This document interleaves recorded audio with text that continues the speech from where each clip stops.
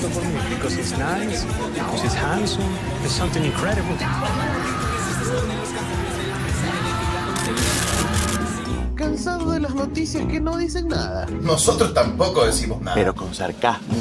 Incómodos, donde la verdad duele, pero da risa.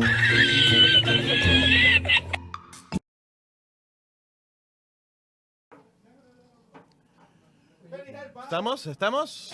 ¿Sí? Listo. Hello. Buenas tardes. Bueno, tardes.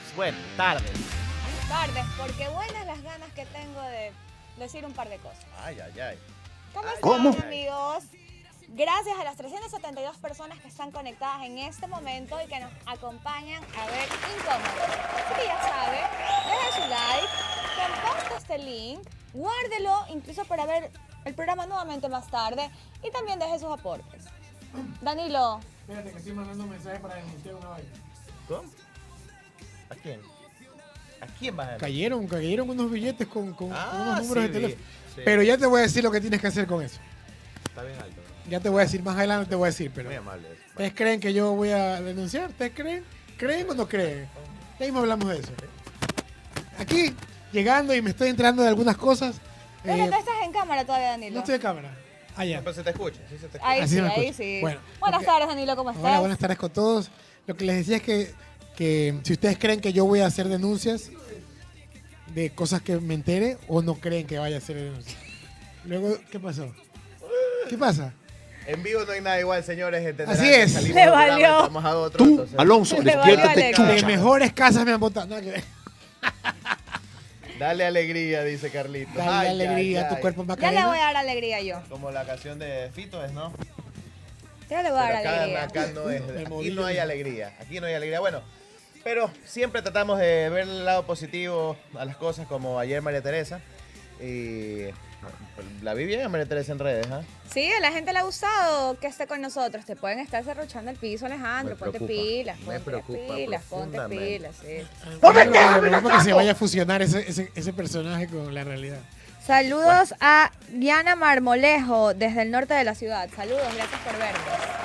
Muy bien, y ya saben lo que tienen que hacer sus aportes. Pueden hacerlo en la cuenta de ahorros de Chroma Click del Banco Bolivariano, que saldrá en pantallas en algún momento. O también pueden hacerlo a través de... Ahí está, perfecto. Facilito. O también lo puedes hacer a través del Super Chat. Puedes dejar desde $1 y para arriba, ¿no? Aquí hay gente que se aporta 20, 30, 40, 50 latas. Mira que esas Pero- 300, $1 cada uno. Y dos si son así generosos, ya serían 6 gambas. Mira tú. Imagínate. Con eso tenemos para el sueldo. El Día del Padre, los libros de las criaturas. Bueno, no quiero entrar en ese espacio. No, porque hay bastante Hay bastante de que hablar. ver hoy Hay día. bastante que pagar. Sí, sí. Vamos a empezar con un poquito de humor, dado que hay tanto coraje en nuestro ser por las pendejadas que toca escuchar en este país, Sí. que hemos decidido arrancar con un poquito de humor. Sin embargo, la primera noticia no es tan humorística porque se van a meter con algo intocable para los ecuatorianos. ¿Cómo qué? El verde. ¿Qué? Arroz maduro y verde. El bolón también sube, dice la historia. El plátano verde tiene un fuerte incremento en su precio en todo el país en las últimas semanas. En Quito, donde antes se vendían hasta 6 unidades por $1, ahora solo se dan 2 o 3. En mayo fue el alimento con mayor inflación. El 24%. ¡Quiero llorar! Confirmo. El otro día habían traído verdes, ¿te acuerdas? A la casa. Sí. Llegaron verdes. Bueno, pero cuando se acabaron, yo me quedé ya con esa costumbre, ¿no? ¡Quiero llorar! Me voy a la tienda.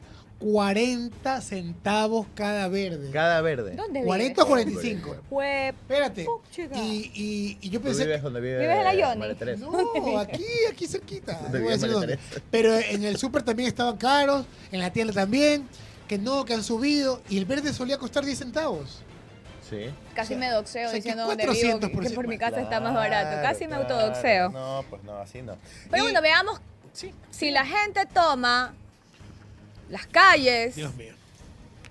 por el verde, porque asumo que eso nos golpea a todos, porque no sé, hasta ahora la narrativa que he escuchado es, eso a mí no me afecta, o creen que no les afecta, ¿no? Eso es entre ellos, eso es por allá. Bueno, veamos cómo sería si la gente reclamara por el aumento, el incremento en el precio del verde. ¿Qué pasó con el verde? Veamos. Protestas multitudinarias por causa del precio del verde. La situación en Ecuador se sale de control.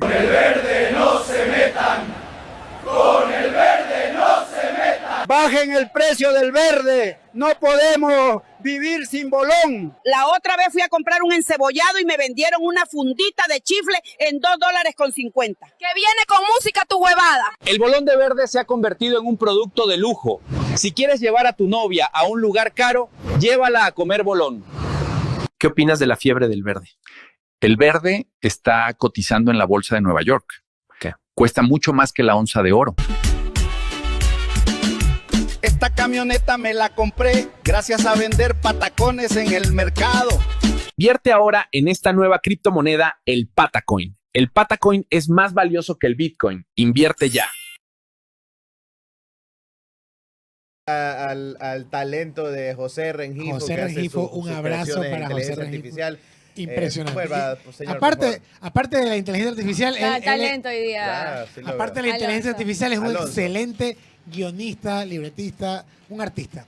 Saludos. Así es, un abrazo para José Hasta Rengifo. Braseo. Tú, Y a- Alonso, ¿qué tal? despiértate, chucha. Exacto. Usted mismo tiene que putearse. Bueno, chicos, vamos a ver algo. Había que reírse un poquito. Claro, y vamos a ver algo sobre lo que también podríamos reírnos y también llorar, ¿no? Porque resulta que el presidente Noboa ha dado una entrevista a The Economist, en donde cuando dices cosas de dudosa veracidad y el medio hace absolutamente nada de fact-checking, salen Perros. artículos como ese. Vamos a ver. Una declaración que soltó como por ejemplo, soy un hombre de Harvard convertido en cazador de narcos. ¿Cuántos ha cazado hasta ahora? Porque que yo recuerde se le escapó uno. Se le escapó. Oye, no, ya está. Solo como se les siempre. ha escapado hasta ahora. Yo no he visto que los hayan casado como... Digo, no. Bueno, pues y tenemos imágenes exclusivas ya ofrecidas por el director. acá No en será cámara. Marcos, no será Marcos. Lo vemos a Cazador Noboa, de narcos. cómo se vería cazando narcos. ¿Se lo ve bien? Bueno, te puedo decir? sí, señoras y señores. Ay. Bueno, ¿qué más dijo? Bueno, más allá de que haya dicho, resulta ser que ha dicho que se ofreció como negociador de paz para el conflicto entre Rusia y Ucrania. Les Esta huevada me hace juro que reír. estas cosas ni siquiera me dan risa, me dan vergüenza ajena y propia. cojudo desconcentrado. Porque es el presidente de esta republiqueta bananera, ¿no? Ñaño, No me van a quedar como ¿quién te va a parar bola a ti para ser negociador entre el conflicto de Rusia y Ucrania? Papi, no sé, Si ni los conflictos. Si tu ni aquí conflicto te paran interno bola bien. Estás resolviéndolo. ya. No, pues y resulta ser que en la ONU se propuso una votación Claro, para ayer que hubo la censurar votación. el tema de Israel contra Palestina. Y adivinen Y se quién. abstuvo. ¿Quién se abstuvo? Adivinen quién se abstuvo. Adivinen qué país se abstuvo. Exacto. El país que no se ha caracterizado por tener buenas relaciones diplomáticas con sus pares y que de hecho ha causado algunas crisis bajo esta gestión. Bueno, así es. Ecuador se abstuvo en su voto contra la condena a lo que está realizando, al genocidio que está realizando Israel con el pueblo palestino. ¿Y cómo quedaron esas votaciones? Tenemos. No, pues ganó, obviamente votaron la mayoría de países a favor, pero... Sí, la mayoría de países votó a favor, imagínate eso. O sea, tú te abstienes en algo que obviamente... No me van a quedar como bastante- estúpido. Es un saludo a la bandera, pero te abstienes. O sea, ese es el pensamiento diplomático o la política exterior con respecto a ese conflicto de nuestro país. Qué vergüenza, chicos. Qué vergüenza, en serio. La verdad que sí. Y verán que para el mundo somos un paísito totalmente irrelevante, ¿no? Pero a la gente de aquí, que vive en otros países fútbol no. y que se desenvuelve en estos medios, una vergüenza terrible. Terrible. Sobre todo después de todo lo que está pasando en Palestina y que Israel ahora se metió a bombardear Irán y que se va a armar el relajo Con Irán también. con Irán, porque Claro. Irán ya contestó que ellos no Que ellos empezaron no la pelea. empezaron, así es. La cuenta de Twitter de las de las milicias iraníes envió ayer un tuit que decía, nosotros no empezamos, recuerden. Lindo, lindo. Como dicen en los comentarios, Ay, Diosito. es hora de alistar esos búnkers, señores. La plena que sí. La plena que sí. Y bueno, eso es ahí, ese fuego que me pones ahí. Qué bestia, pero cada vez me innovan esa producción. Ve usted nada Perfecto. más. Arde. A la paila. No, ¿Te parece Arde si? todos. Nos pasamos a los... ¿quieres irte a...? Sí, antes de él. Queremos ir al tema 5, señor director de cámaras, operador, maestro. Resulta que como no es nuevo para nadie en este país, porque todos los que vemos algo de noticias hemos visto que las extorsiones han subido, que extorsionan en los barrios, en las escuelas. Y ante esto, una profesora hizo una denuncia pública del aumento del número de extorsiones en las escuelas. Sí, tenemos primero el comunicado de la UNE que hace esta denuncia, luego vamos a ver el video desde la denuncia que comenta María Laura y después vamos a ver el replay que nos sueltan por ahí. SOS Educación en Emergencia Ya. Vamos a leer lo que está en negrillas. Lo más preocupante es el aumento de casos de extorsión, conocidos como vacunas, que afectan a los docentes en las provincias de Guayas, Esmeraldas, Los Ríos, Manabí y El Oro. En las 2 últimas semanas, más de 100 maestros han reportado distintos tipos de amenazas relacionadas con esta modalidad delictiva. Vamos a ver ahora sí el videíto. Es muy largo ese texto, como para... Póngalo, suéltelo. Hasta el momento existen alrededor de unos 200 maestros que son los que nos han comunicado a nosotros, que llegan a nuestras oficinas con desesperación a denunciarnos de que están siendo extorsionados. Hay un audio también de una compañera maestra que pide auxilio, señores periodistas, una maestra que está pidiendo auxilio de que la ayudemos, pero nosotros lo que damos a las compañeras es el asesoramiento que deben de ir a denunciar a Fiscalía, que se acerquen al distrito, como lo dice la ley, y nosotros hacerles ese acompañamiento para que le puedan dar el traslado, y no les dan solución. Aquí hay una resolución de Fiscalía, pero sin embargo los envían solamente una semana a clases virtuales y después inmediatamente nuestros compañeros maestros deben nuevamente reintegrarse a la misma institución educativa donde fue amenazada la maestra, y no hay garantías de vida. Los envían donde están sus victimarios, donde los van a asesinar, porque estas amenazas no solamente es de que te piden dinero, las amenazas van que si no pagas te amenazan de que te van a descuartizar, que te van a matar, y nosotros sí tememos por nuestras vidas. Muy bien, vamos a ver, porque el gobierno resulta ser que desmiente esta información y esta denuncia. Entonces, vamos a ir leyendo esta nota que sacaron el dedo de Teleamazonas, sacó este reportaje. El gobierno tilda de falsas las denuncias de casos de extorsión a profesores en Ecuador. Vamos a ver el siguiente. Vamos a ver el siguiente. Rapidillo. ¿Qué gana la El Ministerio de Educación tildó este jueves 12 de junio, o sea, ayer, de falsas y exageradas las afirmaciones que hizo el miércoles la Unión de Educadores, la UNE. La seguridad escolar se construye con hechos, no con discursos. Es una responsabilidad compartida que involucra al Estado, a los docentes, las familias y a las comunidades. Lamentablemente hemos visto como ciertas voces vinculadas a un gremio docente han difundido afirmaciones falsas y exageradas que buscan instalar una narrativa de miedo y caos en la opinión pública. Este tipo de mensajes no solo desinforman, sino que afectan directamente la estabilidad emocional de nuestras comunidades escolares y siembran desconfianza en momentos en los que más necesitamos unidad. Gabriela Menéndez, presidenta en del Guayas de la UNE, habla de que se sientan abandonados y desprotegidos por el gobierno. Siguiente, vamos rapidito porque ya está llegando nuestro invitado. Esta parte de la que quería llegar antes de meternos a escuchar a la ministra de Educación. El gobierno quiere evitar que el miedo se imponga. Miedo ya vivimos, ministra. Ante esto, el Ministerio de Educación señaló que cada situación que pone en riesgo la seguridad educativa es atendida con celeridad, responsabilidad, articulación interinstitucional y una respuesta concreta del Estado, y aseguró que están trabajando para evitar que el miedo se imponga. Indicó que en la zona 8 que comprende Guayaquil, los municipios vecinos de Durán y San Borondón, solo 28 profesores han reportado amenazas y que 25 de ellos han sido trasladados para garantizar su seguridad, aunque la UNE también denunció casos en ciudades como Daule y Santa Lucía. Mencionó que en sectores específicos donde se han registrado riesgos, como en los barrios más violentos de Guayaquil, trabajan con la policía y las Fuerzas Armadas para resguardar a la comunidad educativa. Vamos a ver esa parte. Quienes pretenden usar el temor como herramienta política cometen un grave error. No es responsable generar alarma en vez de contribuir con propuestas.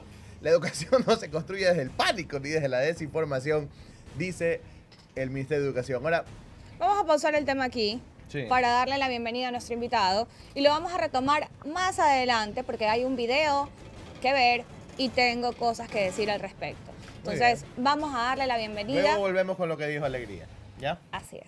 Vamos a darle la bienvenida a nuestro invitado del día de hoy, al abogado Héctor Gabriel Vanegas. Muchísimas gracias por acompañarnos, Héctor, bienvenido. Hola, ¿cómo están? ¿Qué tal? ¿Cómo te va? Muchas gracias, es un honor estar aquí. Chéverísimo.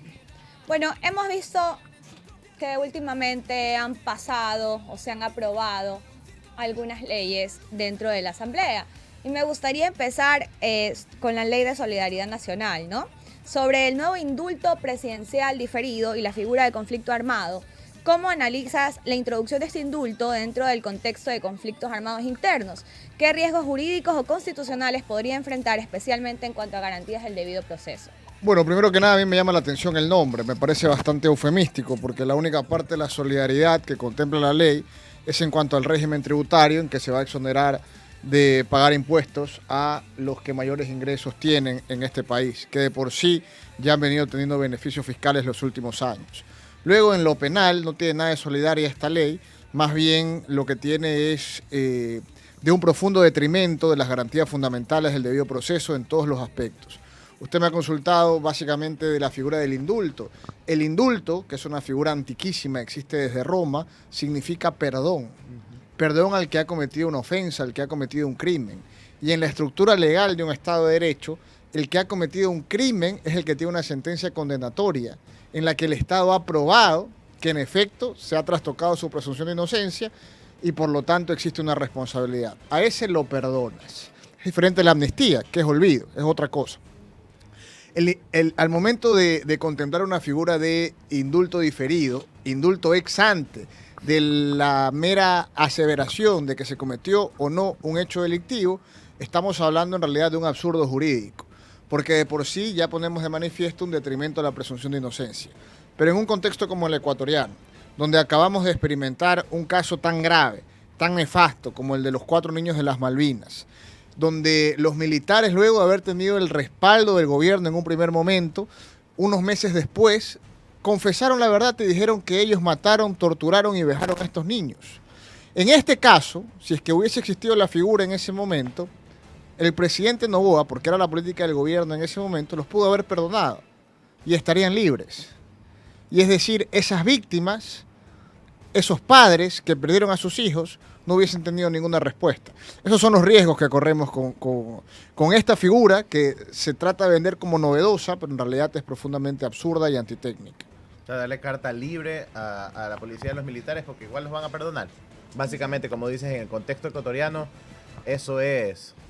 Es como la tarjetita de salir de la cárcel del monopolio, más o menos, ¿verdad? Bueno, más o menos. El problema es que la figura del indulto puede caber en determinadas circunstancias.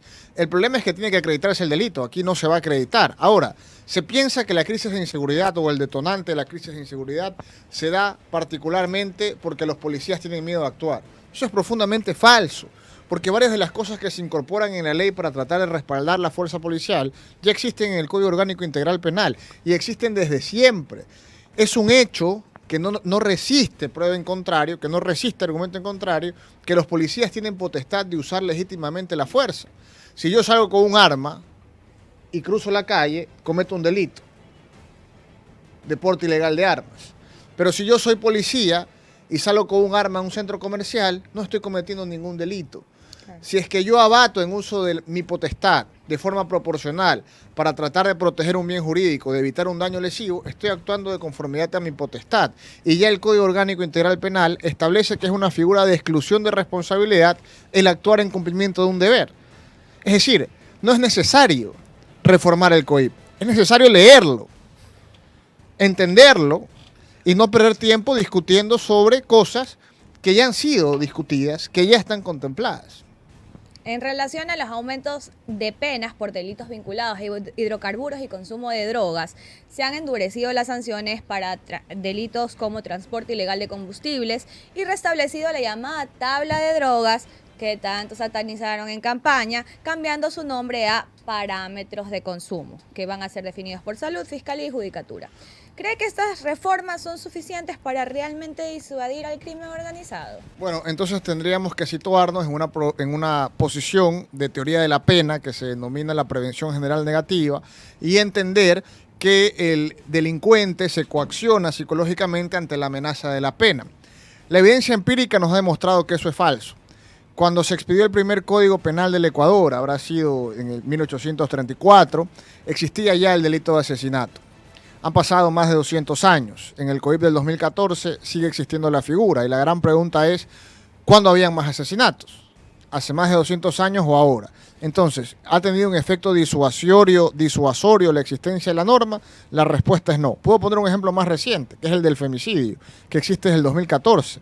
¿Cuándo morían más mujeres por situaciones de poder y de violencia?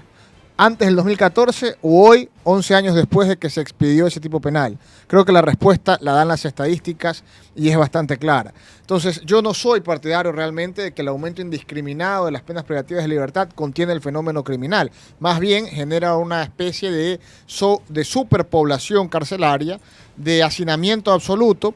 Y en este contexto, sobre todo en nuestro país, debemos nosotros aceptar que las cárceles no son centros de rehabilitación, ni de contención siquiera, son centros de adiestramiento criminal. Entonces, el efecto que se pretende buscar mediante una política criminal poco técnica ante estas reformas legislativas no es el de prevenir o contener el fenómeno criminal, es el de aumentar la prisionalización y eso no va a tener un efecto ni a mediano, ni a corto, ni a largo plazo. No sé si mis compañeros tengan otra pregunta sobre la ley de solidaridad. Con el tema de de los parámetros de consumo. Nos quedamos como que colgando ocupados cuando se supone que ya se había roto, que ya no había tabla, que era el mal de todos y ahora...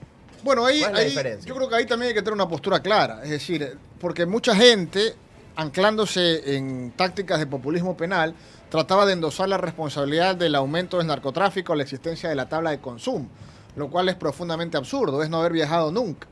Usted va a España, a Madrid, y encuentra gente fumando un pitillo de marihuana en el parque y la gente entiende que son consumidores, que son adictos, no que son delincuentes ni narcotraficantes. Aquí se trata de satanizar ambas cosas y se trata de solucionar el problema de la adicción, que es un problema de salud pública, metiendo a los adictos a la cárcel, lo cual de por sí ya es contrario a la Constitución y a muchos precedentes jurisprudenciales, incluso de la Convención Interamericana. Lo que es desconocer la norma, realmente lo que es tratar de utilizar al derecho penal como un instrumento populista y electoral, con la finalidad de obtener rentabilidad electoral. Esto detona, es uno de los problemas del siglo moderno. Detona inevitablemente en el detrimento de las garantías, en la flexibilización de los principios y mucho más grave, detona en generar placebos ciudadanos donde la ciudadanía se sitúa en un imaginario de que se van a solucionar sus problemas mediante las reformas penales, pero en la práctica sabemos que esto no va a tener ningún efecto, porque no está supeditado realmente el derecho penal a la criminalidad. Son dos cosas distintas. Hablando un poco de esta ley que ya está haciéndote las preguntas y de la otra de inteligencia. Sí, como hemos analizado aquí, y tú dijiste también, hay que leer nomás la ley, en vez de hacerle estas pseudo reformas.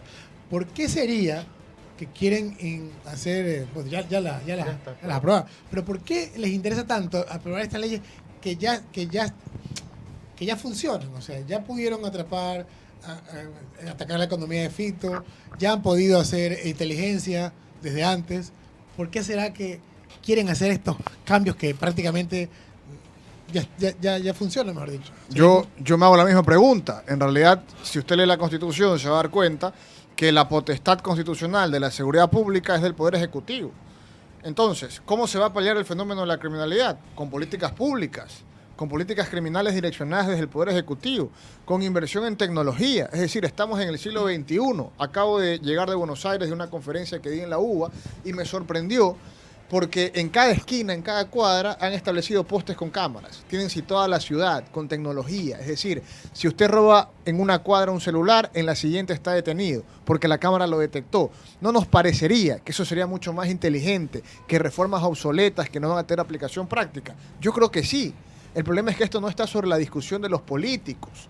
El problema es que esto parece que a nadie le importa y que los políticos creen que tienen que hacer su trabajo haciendo reformas que al final del día van a ser fallidas. Fallidas por dos razones. Primero, porque no van a pasar el control de constitucionalidad. La Corte Constitucional, ante las múltiples demandas que van a llegar de estas reformas, va a tener que pronunciarse y va a tener que declarar inconstitucional las reformas, al igual que lo hizo ante el anteproyecto del 5 de febrero del 2025, en que el presidente Noboa pretendía cambiar el paradigma de la prisión preventiva, que es de última ratio, y establecerla de forma automática. La Corte ya se pronunció, le dijo, eso va contra el estándar de derechos humanos.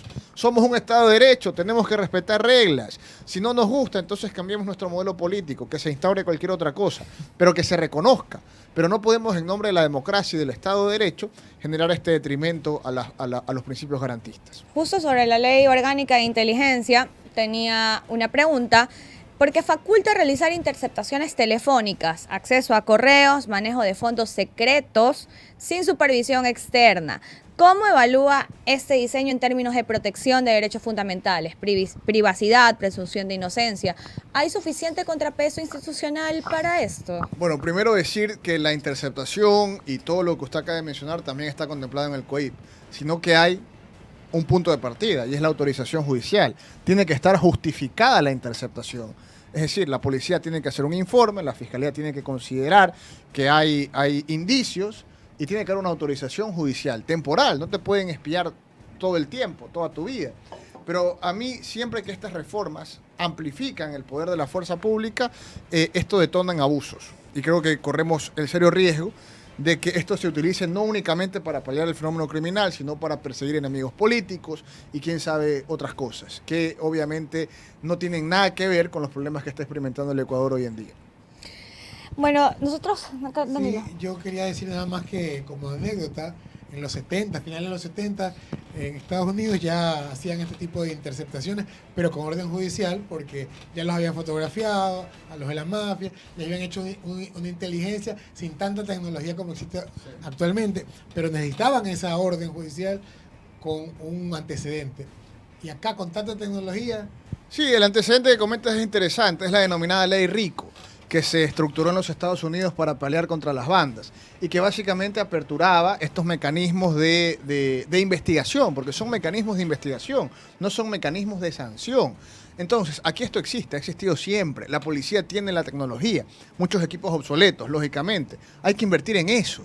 No hay que pretender endilgar la responsabilidad a la norma, porque a mí me parece peligroso, y es lo que yo siempre critico, y es que todo el mundo aquí se lava las manos. Y el discurso termina siendo, el discurso que se posiciona termina siendo, lo que pasa es que las leyes favorecen a los delincuentes y no nos permiten pelear contra la delincuencia. Eso es falso. Eso no resiste ningún análisis. Eso no resiste ningún argumento. Pero sin embargo nos escudamos en eso para tapar quizá la mediocridad de nuestros gobernantes. Y tenemos que ser muy claros en direccionar el enfoque de algo tan serio como la política criminal, sobre todo en un contexto donde hay un desbordamiento absoluto del fenómeno criminal, de la delincuencia transnacional organizada. Tenemos que atacarla, tenemos que ganarle, por supuesto, pero en el marco del Estado de Derecho, porque si es que no lo hacemos así nos rebajamos al nivel de los delincuentes y se acaba el modelo democrático, se acaba el modelo de Estado de Derecho y nos convertimos en lo mismo, una guerra de bandas, y eso es intolerable. Justamente en esta línea, en los días anteriores se pudo ver a varios asambleístas haciendo un poco de vocería sobre el proyecto de ley de integridad pública que busca, entre otras cosas, juzgar a menores de 14 a 18 años como adultos en casos de delitos graves con posibles penas de hasta 34 años. Desde su perspectiva, ¿qué implicaciones legales y constitucionales tendría esta reforma y qué efectos podría tener en el sistema de rehabilitación juvenil? Bueno, otra vez, ¿no? Primero, rehabilitación y cárcel es como un oxímoron. Parece que son dos cosas que no van de la mano, mucho menos en el Ecuador. Yo creo que esto se va a aprobar, lamentablemente, y es simplemente no comprender un fenómeno. ¿Sería populismo penal también? A ver, yo te voy a decir qué pienso. Yo creo que es inevitable reconocer que las bandas utilizan a menores de edad para cometer crímenes. porque obviamente ellas cuantifican económicamente la conveniencia de la pena, hacen un análisis económico del crimen, por así decirlo. Esto ya lo defendía Gary Becker.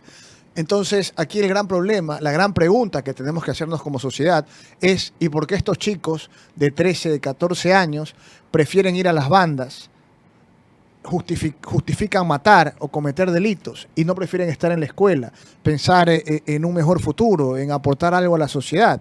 Bueno, la respuesta es bastante clara, porque el tejido social en nuestro país está roto y porque el problema de fondo, que no es rentable electoralmente decir esto, el problema de fondo es que estamos experimentando una generación perdida de chicos, de jóvenes que no tuvieron otra alternativa, que van recién a conocer que existe un Estado al momento en que sean detenidos y sean encarcelados. Para eso sí hay Estado. En ese momento van a darse cuenta.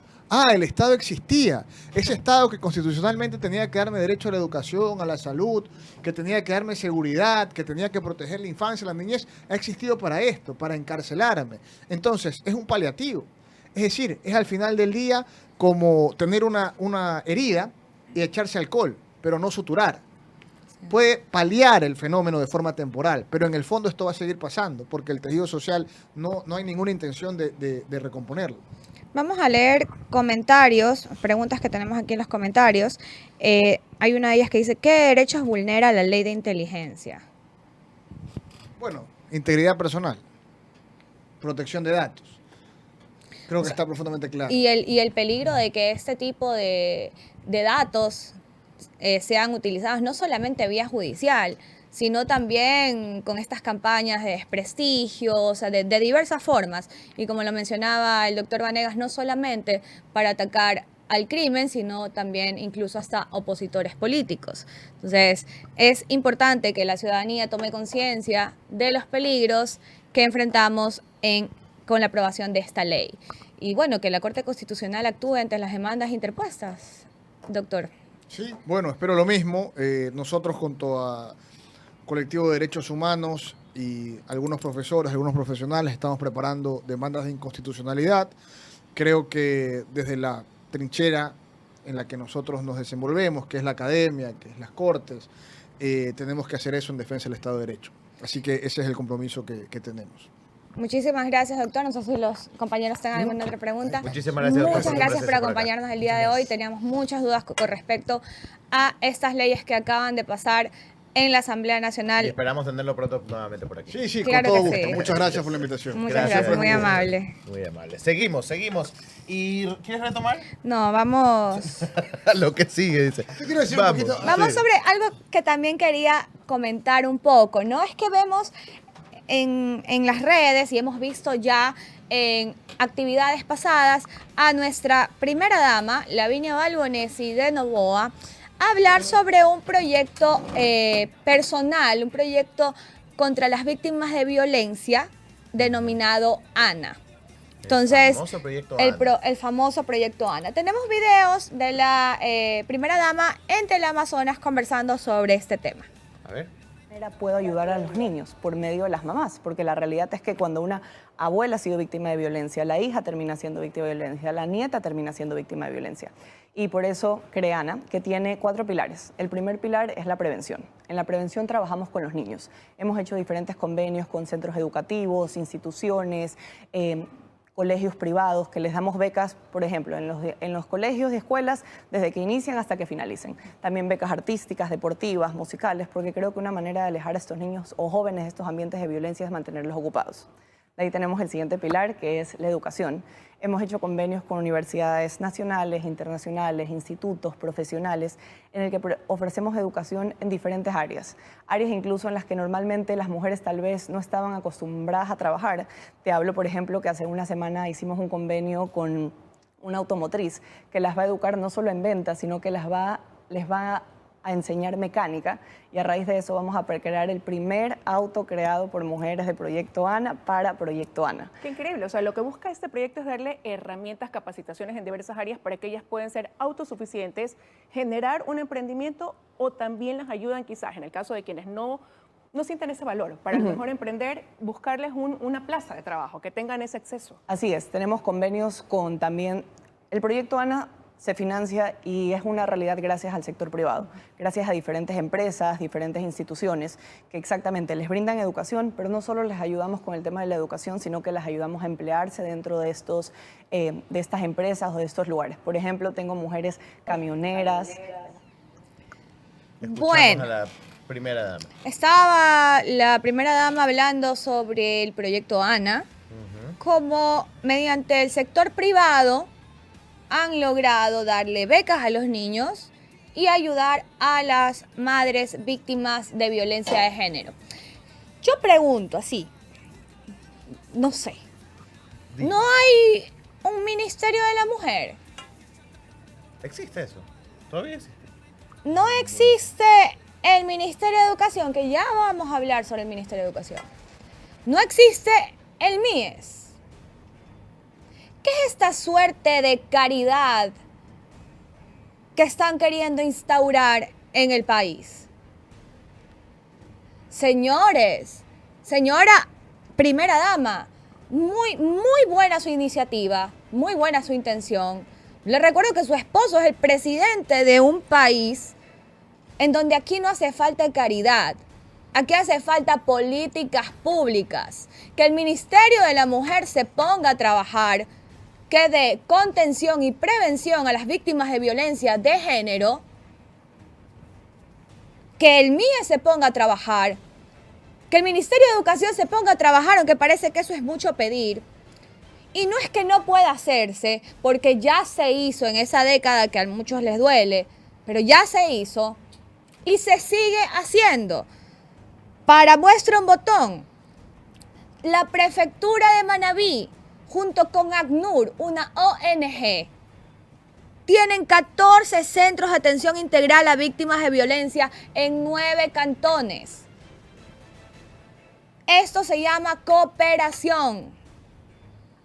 Si el gobierno no tiene las herramientas, que yo dudo, vamos a ver el lunes algo que estoy preparando sobre la ejecución presupuestaria de los ministerios. Si el gobierno no tiene las herramientas, pide ayuda. Para esto se necesita ayuda. Porque vamos a ver también qué están haciendo con la plata que entra desde el FMI. Y no, el gobierno, el país no necesita caridad. El país necesita que sus ministros y sus ministerios se pongan a trabajar.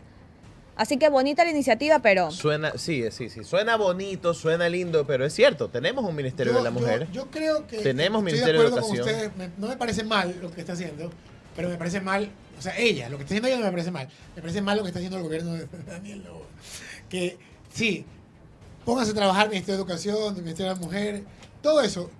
Si ella quiere hacer lo que está haciendo, podría hacerlo adicionalmente. Así es. Pero lo que de verdad necesita el país, porque no vas con eso a educar con becas a todo el país, a toda la infancia, a toda la adolescencia. Entonces necesitamos que el Ministerio de Educación de verdad trabaje y que no deje en abandono esos colegios que ya poco a poco van a empezar a parecerse a los hospitales públicos que se están empezando a caer en pedazos. Ya hace rato, cuando les tocó ir a votar en elecciones, subían indignados el Estado de las instituciones públicas. Adivinen cuántos meses tiene este gobierno. Ya son 19. Ya son 19. Ya son 19 meses, señores, así es. Y lamentablemente también el MIES, que ya vemos que se dedicó a regalar cocinas de inducción en campaña electoral, pero no está haciendo este trabajo que se venía haciendo. Y como ya lo dijo el presidente en alemán, ¿lo tienes ahí? Das Wichtige ist nicht, neue Dinge zu tun, sondern sie so zu tun, als ob sie noch niemand... Que haremos cosas como si nadie nunca las hubiera hecho antes. ¿Sabes qué creo antes? que está haciendo este gobierno? ¿Sabes lo que está haciendo? ¿Tú has visto eso el peor día de tu vida? ¿Has visto cuando viene un man disfrazado así como un experto en fútbol, por ejemplo, y al principio juega horrible? ¿Ya? Y le ponen una apuesta y después el man les gana. Creo que eso está haciendo el gobierno. Al principio está haciendo todo mal para que la gente diga, si pudiéramos viajar en el tiempo después va a para empezar a hacer las cosas bien. Bueno, yo estoy convencido. ¿Saben qué? Sí podemos retomar aquí lo de Alegría Crespo, querido operador. Vamos a escuchar ya en esta línea, ¿no?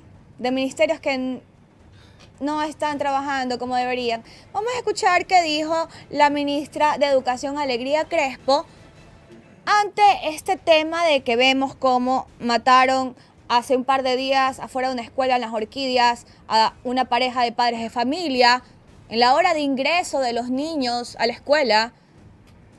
Como vemos que hay balaceras dentro de instituciones educativas donde hieren a maestros, a niños, donde los matan incluso. Veamos, por favor, qué responde nuestra ministra. Todo lo que contamos a diario, ya nuestros niños, ya es casi imposible esconderles la realidad. Están matando a los papitos de los niños en la puerta de la escuela y eso es casi imposible de ocultar y es importante el acompañamiento, sobre todo social. Ahí quiero hacer una aclaración, porque si uno escucha su última frase, pues realmente altera muchísimo.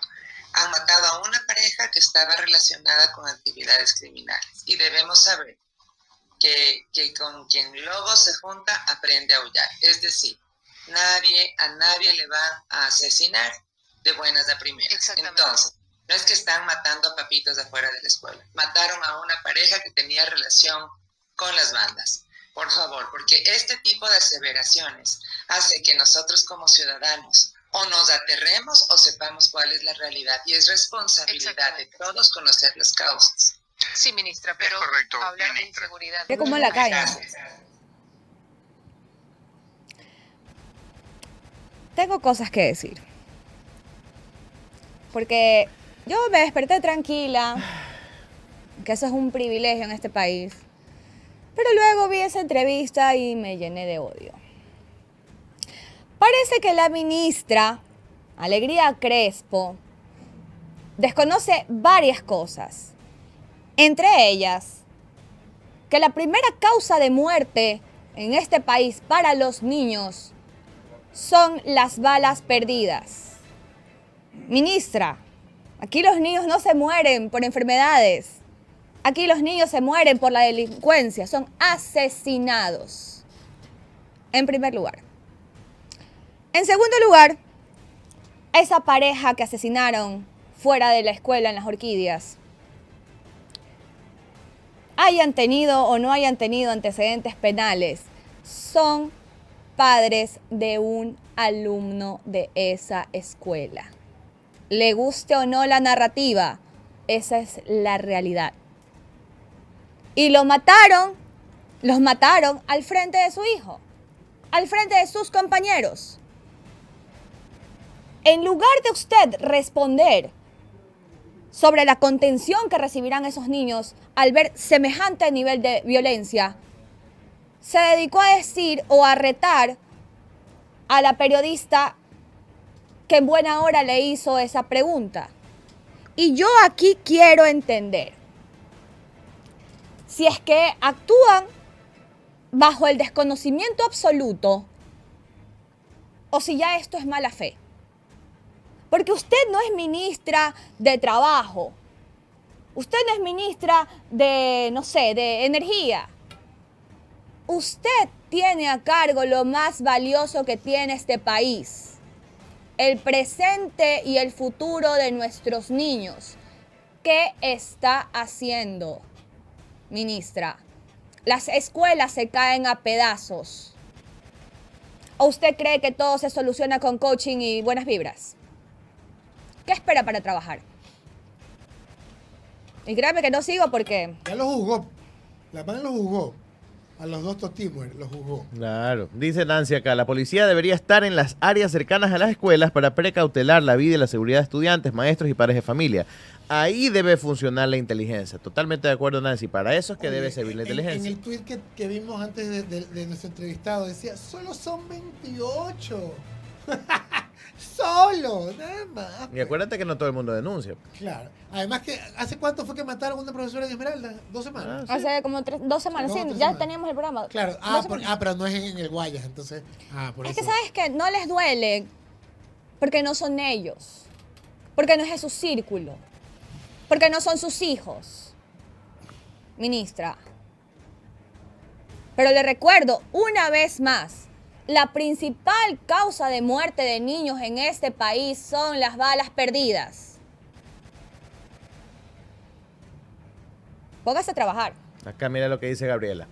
Alegría Crespo no tiene idea del terror con el que cientos de docentes dan clases día a día. No siente el dolor de las madres y padres que dejan a sus hijos en la puerta de una escuela.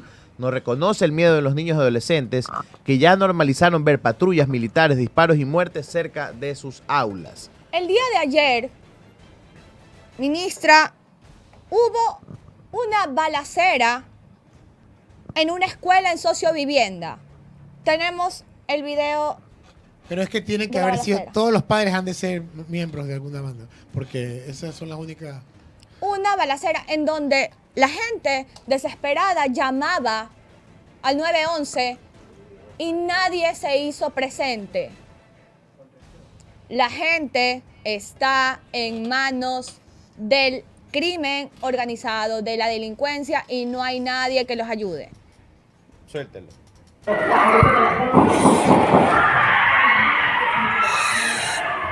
Agáchese, agáchese.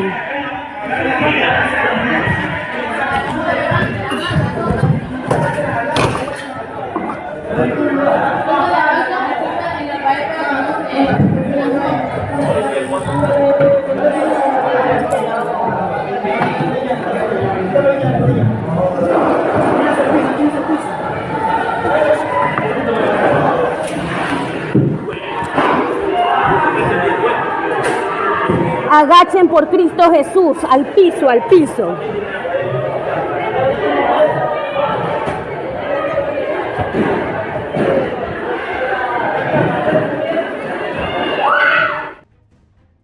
Este video se encuentra en un tweet que subió Johan Mejía de los Outsiders y está junto con el audio de una niña pidiéndole a su papá que por favor la vaya a rescatar. Obviamente la niña con muchísimo miedo, llorando, muy mal, pidiéndole a su papá que la vaya a rescatar. Escuchará si lo pongo aquí. Bueno. Papi, ayúdame, por favor. Me voy a los tiros.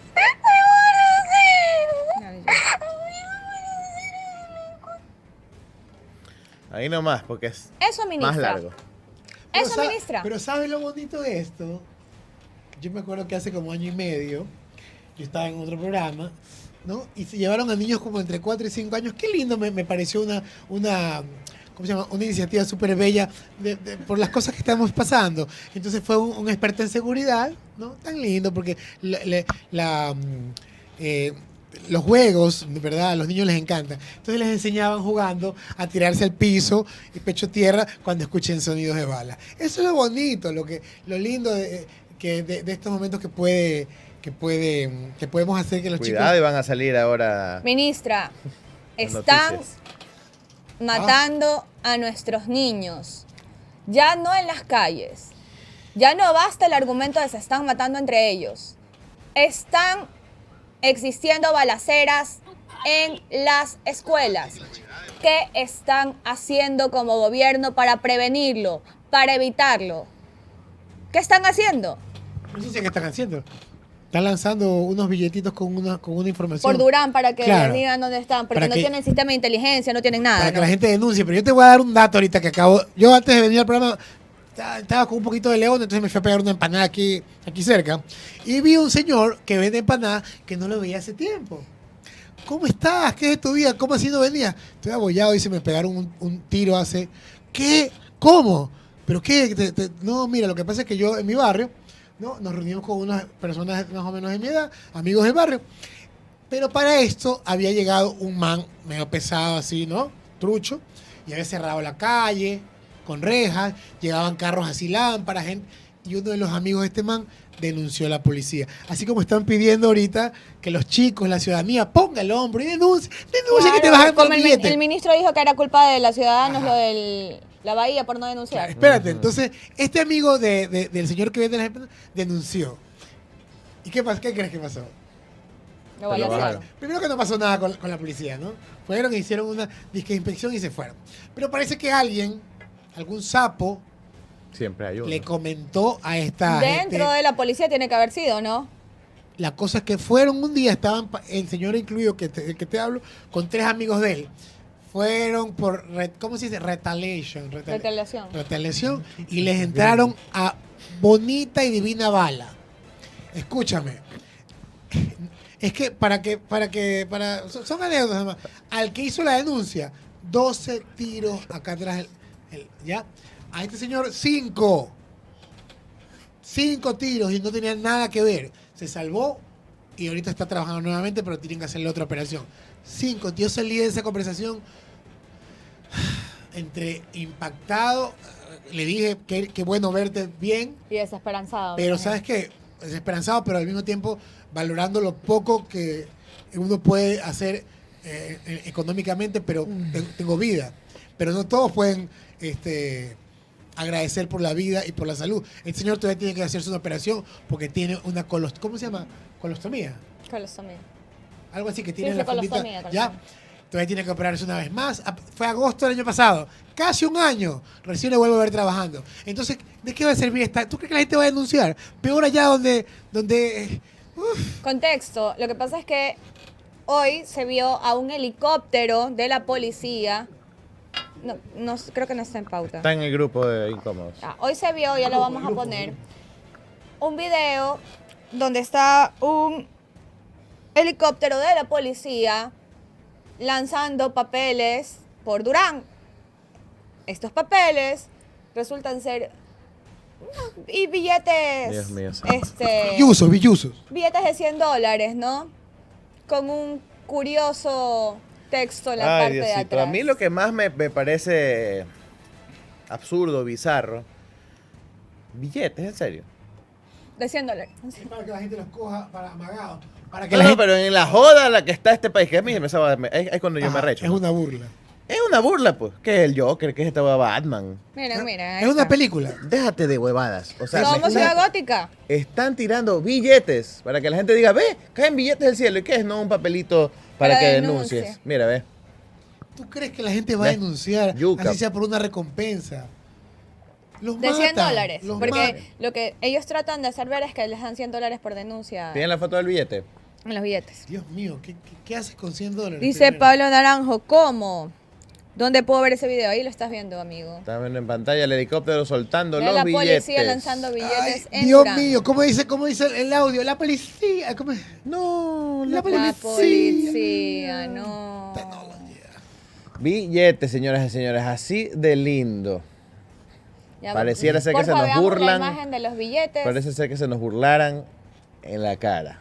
A diario, porque esto no es de ahorita, es a diario. Como por ejemplo estas declaraciones de ser cazador de narcos, estas declaraciones de ser el otro payaso que salió a decir que es el nuevo Steve Jobs. El cazador de narcos se muere de hambre porque no ha cazado ningún narco. Ahí está el billete. Ya, esa es la parte de adelante del billete que dice recompensa. Nuestro querido... Y tienes que llamar al 131.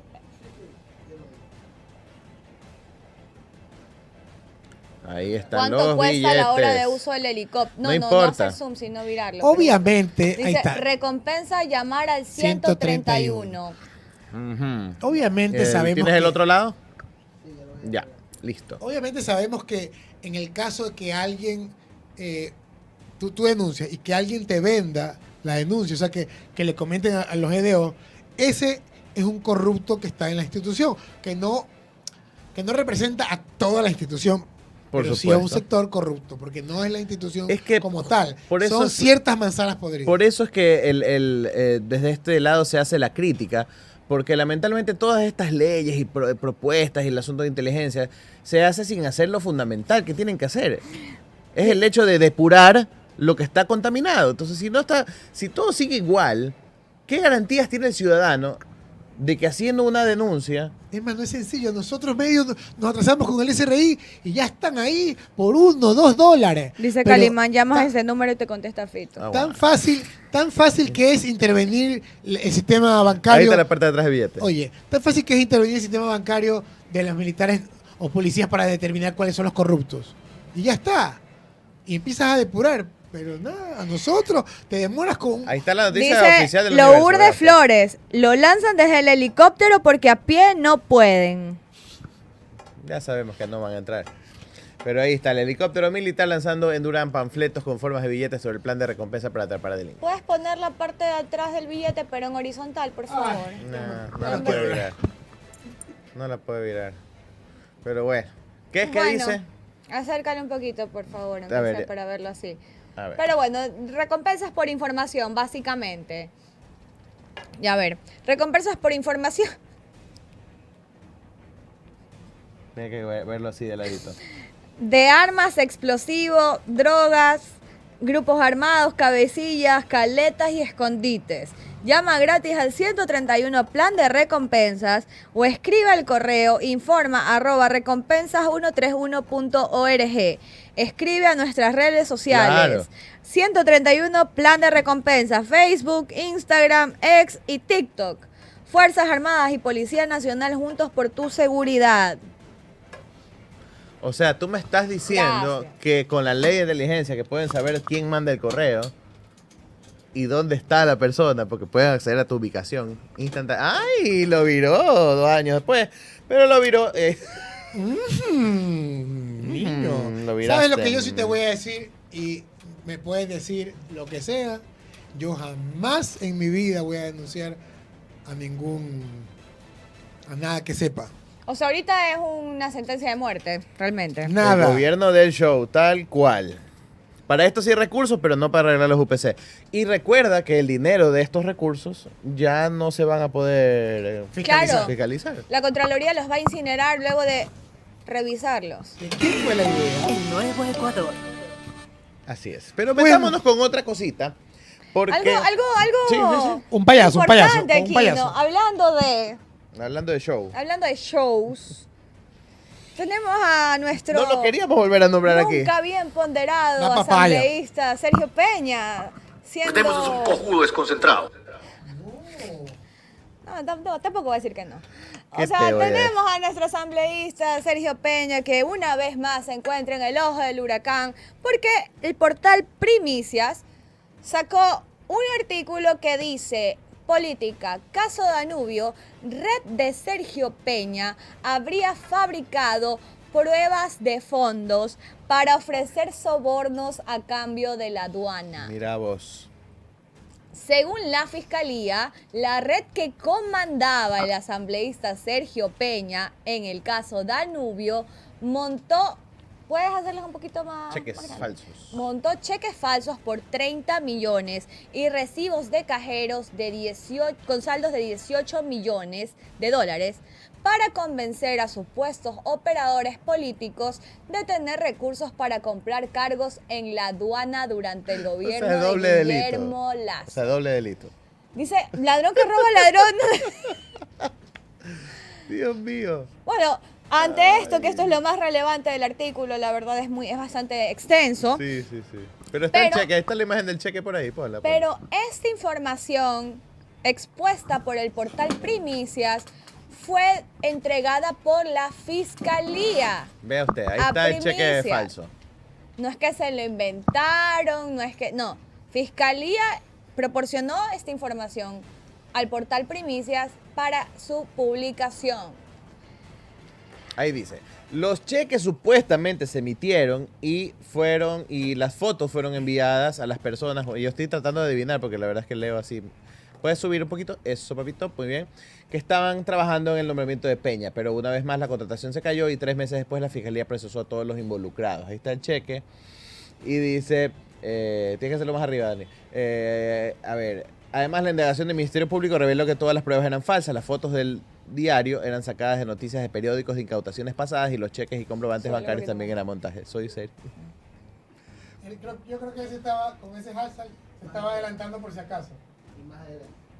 Para hacer esto, Saludos a Norma Morán y a Juan Tapia. Muchísimas gracias por sus palabras amables. Dice, hay que averiguar quién carajos propuso a Peña para el RC. Ya le preguntamos cuando estuvo aquí Luisa González. Dijo que fue la intención de incluir. Claro, dijo el por qué, pero no dijo el quién. No dijo quién. Ya le vamos a volver a preguntar. No dijo el quién. Ya sabrán ellos a la interna cómo resolver ese tema. No sé qué tan relevante. Mario saber por dijo, qué. ¿y la RC quién. no sabía esto? Bueno, según Luisa González, No. el día que estuvo acá, nos manifestó que no, que fue un error de ellos no haber realizado el mapeo respectivo, Mea culpa pero y que mea pelo. Pero ahora yo conocían que estaba involucrado en el caso de Como les Danubio. dije en algún momento, esto lo único que hace es confirmar las dudas que teníamos del cuál es la razón para ese camisetazo. Pero hay una respuesta, antes de profundizar en eso, hay una respuesta, pues obviamente Soy Sergio no se iba a quedar callado. Así es. Y lanzó un tuit ¿Qué lo enojado contra Primicias, Lo dijo, ¿verdad? diciendo, Espérense que no lo tengo. nos vemos en las cortes. Espérense un ratito, ya se los leo. Ya se los leo. Una vez más lamentamos la falta de responsabilidad en la difusión de acusaciones y mentiras. Es fundamental que se revise exhaustivamente el expediente antes de hacer declaraciones públicas. Lamentablemente no puedo compartir el expediente sin comprometer la validez de las pruebas que presentaremos. Esperamos que en el futuro se investigue de manera más rigurosa y se evite el sensacionalismo. Nos veremos en los tribunales, señores de Primicias. Un saludo a los lectores y un llamado a la responsabilidad periodística. Hashtag Soy Sergio. No me van a quedar como estúpido. Mire usted, ¿los amenazó? Puede ser, pues no, que como ya empezó a salir ese tema de la investigación, el man, crúzate. Desde acá no, te vienes acá no No te... sé, yo podría especular, si yo fuera otra persona, pensaría que el cambio de bancada del asambleísta Peña podría deberse al tema del caso Danubio. Puede ser. Y como últimamente el asambleísta Peña no votó junto con el gobierno, incluso con la propuesta del cambio de orden del día, propuesta por Blasco Luna, votó con la RC, tal vez esto pueda ser un recordatorio de hey, ¿para dónde va?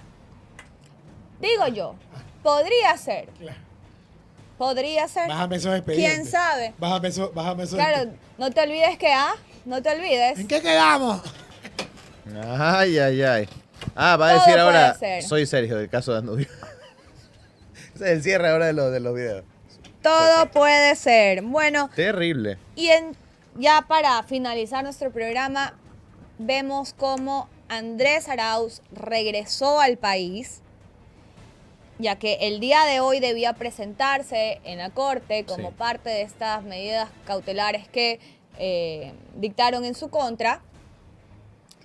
Y bueno, él convocó a una concentración, apoyo, y vemos qué dijo.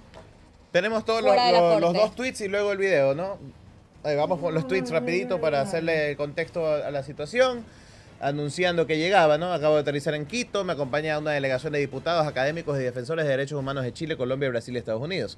Vamos a la Corte Nacional de Justicia. Agradezco a mi familia, amigos, militancia, a toda la ciudadanía que me acompañará hoy. Ese fue el primero. Luego, ¿qué dijo? He firmado mi presentación periódica en la Corte Nacional de Justicia. Por todo el contexto que vive el país, ha sido un triunfo de las fuerzas democráticas que aún quedan en el país. He cumplido con la ley, espero que el gobierno también la cumpla. Y ahora sí, ¿qué dijo Arauz al salir de la Corte Nacional de Justicia?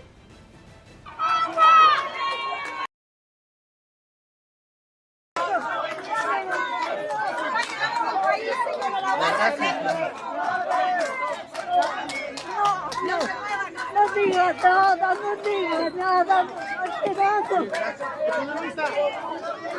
Señor Arauz.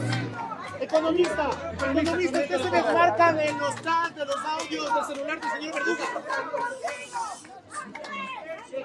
Muchas gracias a todos, si me permiten. Muchas gracias a todos por estar presentes acá esta tarde. Hemos venido acá a cumplir con la medida cautelar de presentación periódica y recordar a todo el país que no hay vigente ninguna prohibición de salida del país para mi persona. Así que estaremos entrando y saliendo del Ecuador cuantas veces sean necesarias para cumplir con estas diligencias. Aquí no hay ningún temor, no hay ningún miedo, tenemos la ley a nuestro lado, tenemos la inocencia comprobada y recomprobada. Este es un caso de absoluta persecución política, una acusación infundada de asociación ilícita sin ningún contenido detrás. No hay ninguna acusación ni de corrupción, ni de tráfico de influencias, ni de robar recursos a nadie. Esta es simplemente una acusación genérica de asociación ilícita que en los próximos días que le quedan a esta instrucción fiscal quedará absolutamente desmentida. Los chats son mentiras.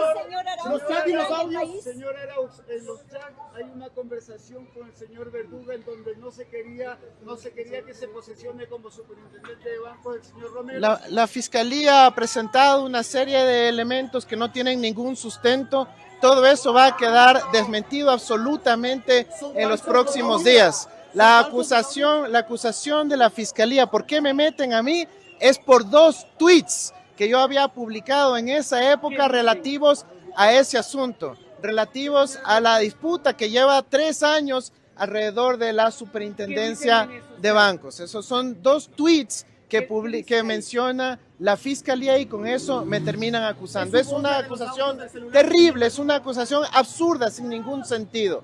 La Fiscalía, el señor Toainga, quien tendremos que cuestionar el hecho de que esté ejerciendo esta autoridad como fiscal general subrogante, cuando su periodo concluyó el 21 de mayo del 2025, al momento que fue aceptada la renuncia de la doctora Diana Salazar. Recordemos, por favor, que el artículo 47 del Código Orgánico de la Función Judicial dice que el subrogante solo puede subrogar a la titular en casos de ausencia temporal y la renuncia aceptada es ausencia definitiva, ¿sí? El señor Toainga, en la formulación de cargos, en la vinculación en mi contra, lo que dice es que ha habido la intención de tomarse el poder de las instituciones del Estado, cuando en este caso está dirigiéndose a un dirigente político. Los políticos dialogamos, conversamos con todas las fuerzas sociales de nuestro país, con todas las fuerzas políticas en los distintos estamentos institucionales, precisamente para incidir en los destinos del país. Muchísimas gracias a todos. Gracias. Bueno, habló Andrés Arauz a su llegada a Ecuador luego de la salida de la Corte Nacional de Justicia. Explica lo que tenía que explicar y bueno, pues como él dice, va a estar entrando y saliendo para presentarse periódicamente a los llamados que tiene por la instrucción fiscal, por la orden de la jueza más suertuda del país, la jueza Daniela Camacho, que siempre le atina a todos los casos, Pepa, se los lleva a la mano. Yo quiero, de verdad lo he dicho que me diga qué número va a jugar la lotería o algo, ¿no? Yo necesito esa suerte. Sí. Yo necesito esa suerte, señores. Pero bueno, hemos llegado ya al fin, estamos viernes y el domingo es el Día del Padre, así que nada, dejarles un saludo a todos los padres. No dejaron más aportes, es el Día del Padre. Ni siquiera para el Día del Padre, señores. Ni siquiera para el Día del Padre. Hueso han estado el día de hoy. Le daré un beso y un abrazo a mi padre porque ni para regalo hay. Que sabes que ni siquiera solamente eso, porque mi papá se queda frío.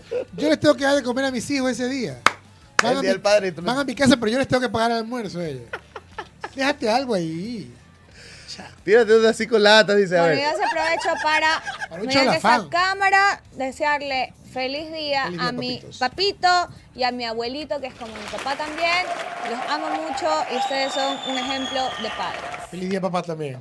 A todos los padres del país, sobre todo a los padres responsables, ¿no? Sobre todo a los padres que se hacen cargo. A los que no salieron por cigarrillos. Pero no al padre-madre. No, tampoco. Tampoco esas que dicen, yo que he sido madre y padre, tampoco. No se atribuyen huevas que no son suyas. Ya fue si no tuvieron papá, pero sí. Si no tuvieron papá, no se festeja el Día del Padre, punto. Claro, pero también no es para los que, como dijo bien María Laura, no es para los que salen a comprar tabacos o a los que aparecen una vez al año.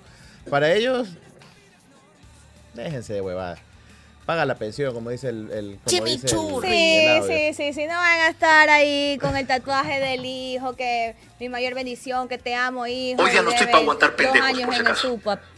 Por favor. Bueno. Nos vamos, chicos. Chao. Feliz Día del Padre. Nos vemos el día lunes. Un abrazo. Feliz fin de semana. ¿Ves? 5 latas de whisky. Gracias. Because he's nice, because he's handsome, there's something incredible.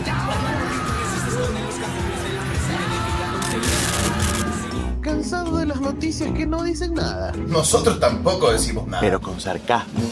Incómodos, donde la verdad duele, pero da risa.